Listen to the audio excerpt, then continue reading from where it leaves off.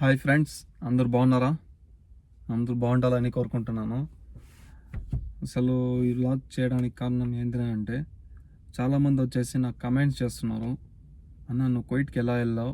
నీకు వెళ్ళడానికి ఎంత ఖర్చు అయింది?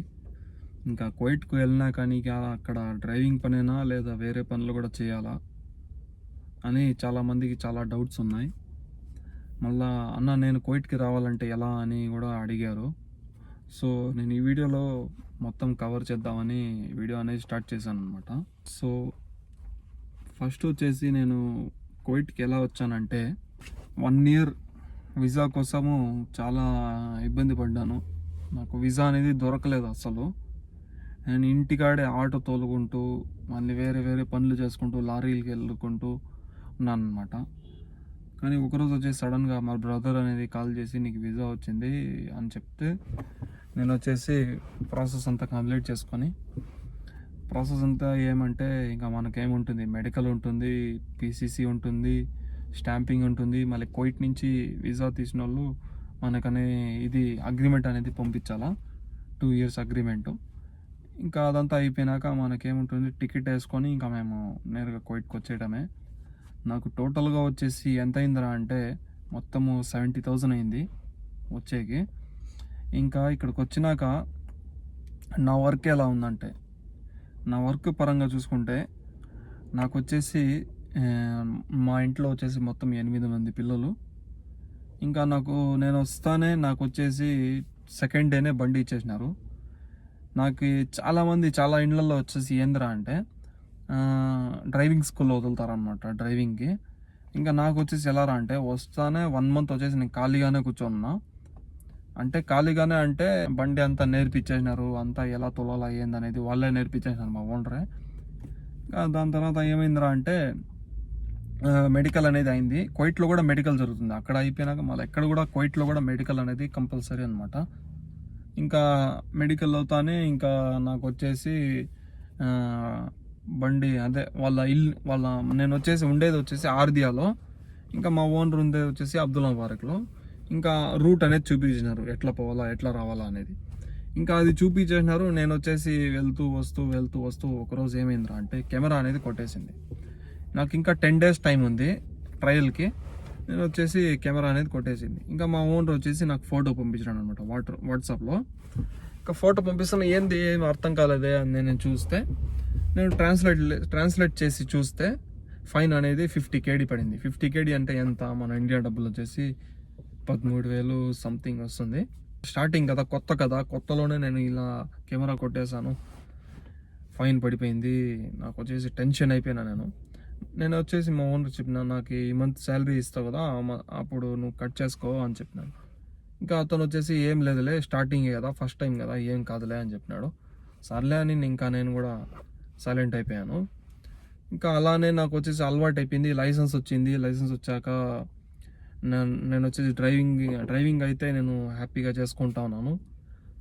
స్లోగా అంటే వాళ్ళు మాకు వచ్చేసి వాళ్ళ మంచిగా మాట్లాడి ఈ పని చెయ్యి, ఆ పని చెయ్యి, ఈ పని చెయ్యి అని మమ్మల్ని మైండ్ వాష్ చేస్తారు. స్లోగా అలా అనమాట. వాళ్ళు మాట్లాడే విధానంతో మేము వచ్చేసి కరిగిపోతాం అనమాట. అలా కరిగిపోయేసి మేము ఏం చేస్తామంటే, ఇంకా వాళ్ళు వచ్చేసి అది క్లీన్ చేయంటే అది క్లీన్ చేస్తాం, వాడు వచ్చేసి అది తీసి వేరేది పెట్టమంటే పెట్టేస్తాం. సో ఇలా నాకు వచ్చేసి అలా మైండ్ వాష్ చేసేసాడు అనమాట. ఇంకా నేను కూడా వచ్చేసి మెల్లిగా ఇంకా దివానీ క్లీన్ చేయడం. దివానీ అంటే మీరు చూసే ఉంటారు, దివానీ అనేది దివానీ క్లీన్ చేయడం. మళ్ళీ వచ్చేసి రాత్రి వచ్చేసి చాయ్ గవా చేయడం. చాయ్ గవా అంటే కూడా తెలిసి ఉంటుంది మీకు. చాయ్ గవా చేయడం, మనుషులు వస్తే చాయ్ గవా పోయడం. మళ్ళీ అది కాకుండా బయట వచ్చేసి మ్యాట్లు ఉంటాయి, అది కడగడం. మళ్ళీ వచ్చేసి హదికా అంటారు అనమాట. హదికా అంటే అదే బాల్కనీ అంతా కడగడం. మళ్ళీ అది కాకుండా మేము వచ్చిన ఇంటికి డ్రైవింగ్ కాకుండా వాళ్ళ రిలేటివ్స్ వాళ్ళ ఇంట్లో కూడా మనమే డ్రైవర్. ఫ్యామిలీ ఇప్పుడు ఒక డ్రైవర్ని పిలుచుకుంటే ఫ్యామిలీ వాడుకుంటున్నారు. సో ఇది. మళ్ళా ఇంకోటి వచ్చేసి ఏందిరా అంటే, మేము ఖచ్చితంగా ఈ పనులన్నీ చేయాల్సిందేనా అని అడిగే వాళ్ళు చాలామంది ఉన్నారు. కమెంట్ చేసినారు వాళ్ళు. అవును బ్రదర్, మేము వచ్చేసి ఎలా అంటే మేము డైరెక్ట్గా వచ్చినామంటే మాకు వచ్చేసి ఖచ్చితంగా అన్ని పనులు చేయాల్సిందే.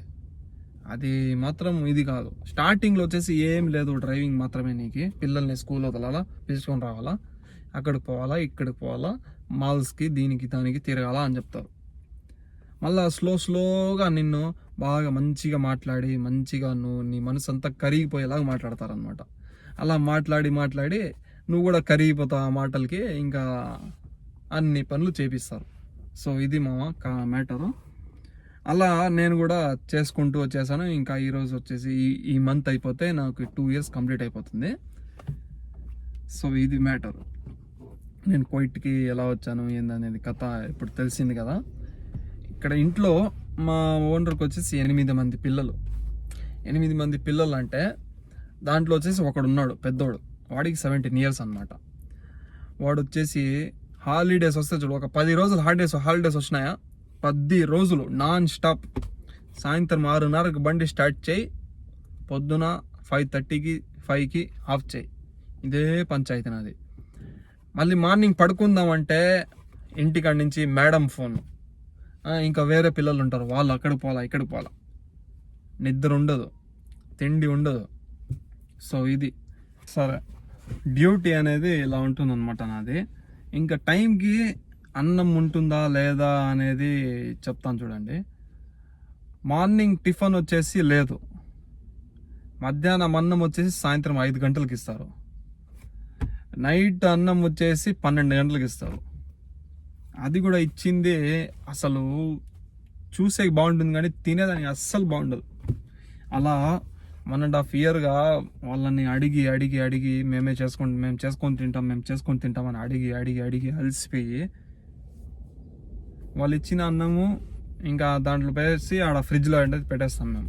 తినేదైతే అట్లా అయిపోయింది. రోజుకి ఒకసారి రెస్టారెంట్ తెచ్చుకొని ఏమైనా రోజుకి ఒకసారి తినేవాళ్ళం, నేను మా రూమ్లో ఉండే ఫ్రెండ్స్. సో ఇలా ఉంటుంది. తిండికి ఇది లేదు, నిద్ర సరిగ్గా లేదు, ఎక్కువ మాట్లాడినా ఎదిరించి మాట్లాడుతున్నావు అని చెప్తారు. సో ఇలా ఉంటుంది ఫ్రెండ్స్ ఇక్కడ పరిస్థితి అనేది. మా ఇంట్లో పరిస్థితి అనేది ఇలా ఉంది. సో ఇది ఈరోజు వరకు కూడా నేను వాడికి 1 dinar ఇవ్వు, నాకు కావాలా, నాకు ఖర్చులు కావాలా అని ఒక్కరోజు కూడా అడిగింది లేదు నేను.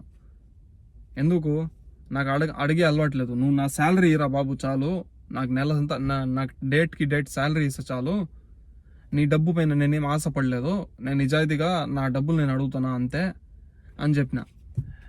మళ్ళీ వచ్చేసి అలా ఫుడ్కి ఇబ్బంది పడి నిద్ర లేక, కువైట్లో వచ్చేసి కామన్గా ఏందిరా అంటే టైంకి అన్నం ఉండదు, నిద్ర ఉండదు. నిద్ర అనేది ఖచ్చితంగా ఉండదు ఎవరికి, ప్రతి ఒక్క డ్రైవర్కి కువైట్లో. కానీ మా ఇంట్లో వచ్చేసి ఇలా ఉంది పరిస్థితి అనేది. సో ఇది మ్యాటర్. ఇంకా వేరే వాళ్ళు ఇంకో బ్రదర్ కమెంట్ ఏం చేశాడంటే, అన్న కువైట్కి రావాలంటే ఎలా అన్న? కువైట్కి రావాలంటే ఏం లేదు బ్రదర్, ఏజెంట్స్ ఉన్నారు, వాళ్ళని కన్సల్ట్ అవ్వు, లేదంటే మీ రిలేటివ్స్ ఎవరన్నా ఉంటే వాళ్ళతో మాట్లాడు. ఎందుకంటే ఒకటి, నువ్వు ఏజెంట్ తరపున ఆఫీస్ తరపు నుంచి వస్తే నీకు వచ్చేసి ఒక లాగా ట్రీట్ చేస్తారు. ఎందుకంటే వీడు ఆఫీస్ తరపున నుంచి వచ్చినాడు, వీడికి ఇల్లు నచ్చకపోతే వెళ్ళిపోతాడు, వాడికి వచ్చేసి ఒక ప్రిఫరెన్స్ అనమాట. ఇంకా నేను మా బ్రదర్ వీసా తీస్తే నేను వచ్చాను, నాకు వచ్చేసి ఇలా ఉందన్నమాట. ఇంకా నేను వచ్చేసి ఏ పనులైనా అన్ని పనులు చేపిస్తారు. వాడు డ్రైవింగ్ కారు తోలినామా ఇంటికి వచ్చినామా, ఇదే వాడి పంచాయతీ. సో ఇది నాకైతే ఎండ కొట్టేస్తా ఉంది, ఫుల్ ఎండ ఉంది కువైట్లో, తుమ్ము లేపేస్తా ఉంది. చూడండి చెమటలు ఎట్లా పడతా ఉన్నాయో. ఒక 10 నిమిషాలకే ఇట్లా అయిపోతాను నేను. ఎందుకంటే ఎండ వచ్చేసి ఇప్పుడు ఎండాకాలం కదా, స్టార్ట్ అయిపోయింది ఇక్కడ. స్టార్టింగే ఇంత ఇదిలా ఉంది, ఇంకా పోను ఎలా ఉంటుందో. సో ఇది బ్రదర్, కువైట్కి నువ్వు రావాలంటే మీ రిలేటివ్స్ ఎవరైనా ఉండాలా, లేదంటే నువ్వు ఆఫీస్ తరపు నుంచైనా రావాలా. సో ఇది కథ. కువైట్కి వస్తే ఖచ్చితంగా ఈ పనులు చేయాలంటే ఖచ్చితంగా చేయాల్సిందే, అంటే మేము తప్పదు, వాళ్ళు ఏం చెప్పినా చేయాల్సిందే. ఎందుకంటే వాళ్ళు వస్తానే మన దగ్గర పాస్పోర్ట్ తీసుకునేస్తారు, మేము ఎదిరించి మాట్లాడలేము, మేము కోప్పడలేము. ఎందుకంటే ఇది వచ్చేసి వాళ్ళ ఊరు కాబట్టి. మేము వచ్చింది ఫ్యామిలీని హ్యాపీగా చూసుకోవడానికి, నెల శాలరీ తీసుకుని వాళ్ళకి ఇంటికి వేయడానికి, అంతే. మేము వచ్చేసి గొడవలు పడి ప్రాబ్లమ్స్ క్రియేట్ చేసేదానికి మాత్రం రాలేదు. అది మాత్రం గుర్తు చేసుకొని మంచిగా వర్క్ చేసుకోవాలా. ఎంత కష్టం ఉన్నా ఆ ఇంట్లో వచ్చి ఎంత టార్చర్ పెట్టినా 2 years అగ్రిమెంట్ అనేది ఉంటుంది, ఖచ్చితంగా చేసుకోవాలా. సో ఇది నేను చెప్పాలనుకున్నది. ఈ వీడియో వచ్చేసి మీకు ఉపయోగపడుతుందంటే ఖచ్చితంగా వేరే వాళ్ళ దాకా షేర్ చేయండి. ఇన్ఫర్మేషన్ ఉందంటే ఛానల్ని సబ్స్క్రైబ్ చేసుకోండి, వీడియోని లైక్ చేసుకోండి, ఖచ్చితంగా నన్ను సపోర్ట్ చేయండి, సపోర్ట్ చేస్తూనే ఉండండి.